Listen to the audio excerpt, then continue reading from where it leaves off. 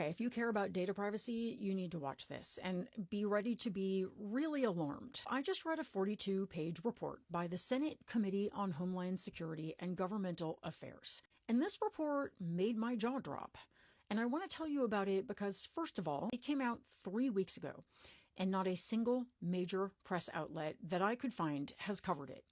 Second of all, because the revelations that are in it are explosive, and they affect literally every single American right now. Now, some of this I've talked about in other videos, but this report goes way more into depth and tells us way more new and alarming things. Basically, the gist is that our social security numbers might already be compromised and we just don't know it yet. And yes, once again, it goes back to DOGE, Elon Musk's Department of Government Efficiency. So they've been all over the news, as we know, for firing federal workers and cutting budgets.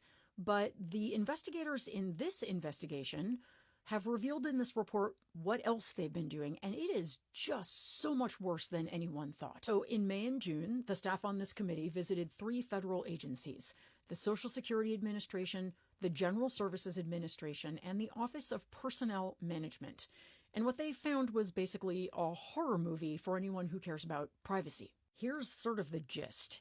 DOGE employees got access to a database called Numident. This database contains the social security numbers, birth dates, parents' names, and work history of every single American. We're talking hundreds of millions of people, including you, me, former presidents, Supreme Court justices, movie stars, everyone. And they didn't just get read-only access, they moved all of this data to a new cloud environment that regular agency officials can't even monitor.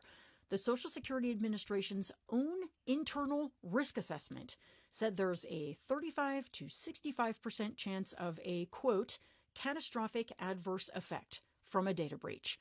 And that's not me being dramatic. Again, that's the government's own evaluation. In fact, they wrote some of the potential events that could be expected from such a breach include widespread personally identifiable information disclosure or loss of data, and again, this is a quote, catastrophic damage to or loss of agency facilities and infrastructure with fatalities to individuals. Again, nobody's talking about this. Now here's where it gets even more insane.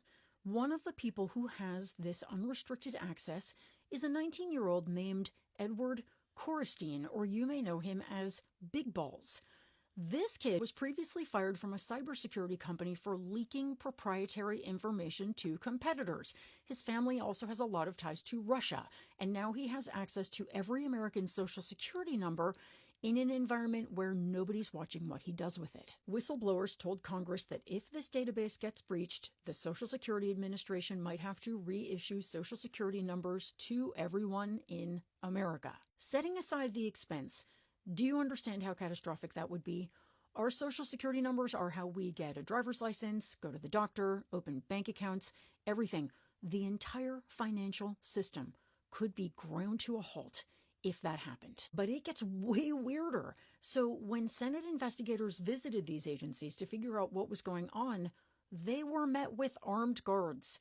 Offices with windows covered in black trash bags and tape, entire floors and rooms they weren't allowed to enter. I mean, you have to read this to believe it. Officials they spoke to couldn't or wouldn't answer basic questions like who's in charge here or what are these people doing? At one agency, they literally denied that DOGE employees even existed there, despite the fact that federal court documents explicitly named them. And again, this wasn't just at one agency. At GSA headquarters, the DOGE team had converted executive offices into bedrooms, like actual bedrooms with beds, TVs, and armed security guards protecting them, because that's totally normal.